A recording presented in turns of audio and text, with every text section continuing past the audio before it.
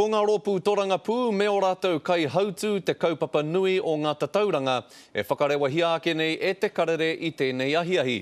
Mo te kotahi marama ko taha atu, a Digipol e ui ana i ngā kai pōti Māori huri noa i te motu.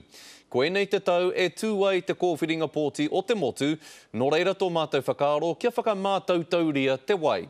Mei kore noa e puta ake he māramatanga mo te noho a tēnā rōpū Tōrangapū, a tēnā rōpū Tōrangapū. Nā, kia te tiro ake tātou i naine ki te pōti a rōpū, tata ki te 37 ōrau kei te tautoko i te rōpū reipa. Kei te whai te rōpū Tōrangapū Māori i tō rātou whiore, 36 i rakati 2 ōrau te tatauranga mō rātou. Ko nā hinara te rōpū tuatoru e kai ngā kaunui tiane e te hunga pōti Māori, arā e whā i rakati 5 ōrau e aro ana ki ngā kākāriki. Kei ko nā hoki a o te aroa tuatahi e ngari anō te rōpū Tōrangapū o ACT, kei raro ke rātou e putu ana. He rongo pai pea e nei tatauranga ki te rōpū reipa, kei te kaha tautoko tonu te iwi Māori i a rātou. Engari koera noi hopea te rongo pai, nā te mea kāore e rā atu tatauranga a mātou i te tino whakatairanga ake i te tūmuaki o reipa i a Phil Goff. Kei a Roihana Nuri ngā whakamārama. Ko te hēpara me ana hipi i te pā o te iwi morehu. I think you saw a very warm reception today, probably the best reception we've had for years. Engari e ai ki tā mātou rangahau ko Phil Goff ke pea te morehu. Kāore ngā kai tautoko i a reipa i te whakapono. Ko ia te tangata tika hei arataki i a rātou. E rima te kau mawhitu ōrau kei te kiriweti ki aia. Te kau māwaru ōrau kāore i te mōhio. Where I meet with people, I think I can have an impact. But clearly we've got work to do. We've got to get out there amongst the people. They've got to see more of us.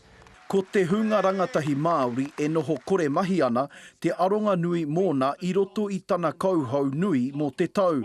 Nā whai anō pea e nei tātauranga mō tōna kaha ki te hautū i ngā kaupapa Māori. E rima te kau mā ono ōrau e meana e hara i te kaikawe pai i ngā take Māori. A lot of the leadership on Māori issues will come from my Māori MPs. Ko tahi ana ke te kai whakataitai i roto i te tau whāinga Premier. Engari, kei ko nā hoki ngā kai hautū o te pāti Māori, ko te mea ohorere pea, kei muri awini tana i a piripi. Engari, ka mutu te rongo pai i ko nā mohone ki, kei te whakapono te nuinga o ngā kai pōti Māori, kei te kōtiti ke te haere o tana kāwanatanga. The gloss is coming off. People are seeing the reality of what National has meant in their lives. Higher unemployment, prices racing ahead of wages, tax cuts that were good for the wealthy but not good for everyone else. Engari, i te mutunga ake, he rongo keo tēnei ki ngā taringa o te rōpū reipa, e whakamomori nei ki te hāpai ake i te tautoko Māori. Roihana Nuri, te karere. Nā, i ki te rā koutou, hea i ki tā mātou rangahau, kei te tautoko ngā kai pōti Māori i ngā rōpū e rua. Arā, ko reipa, rāua ko te rōpū Tōrangapū Māori. I kō tata ake nei, i mauake ai i a mātou ngā whakaaro o ngā kai arataki takirua o te rōpū Tōrangapū Māori. I'm pleased that we haven't dropped in the polls. We've been through a bit of a difficult time, so it's really pleasing to know that we're still up there and our people are looking at us in terms of their party vote.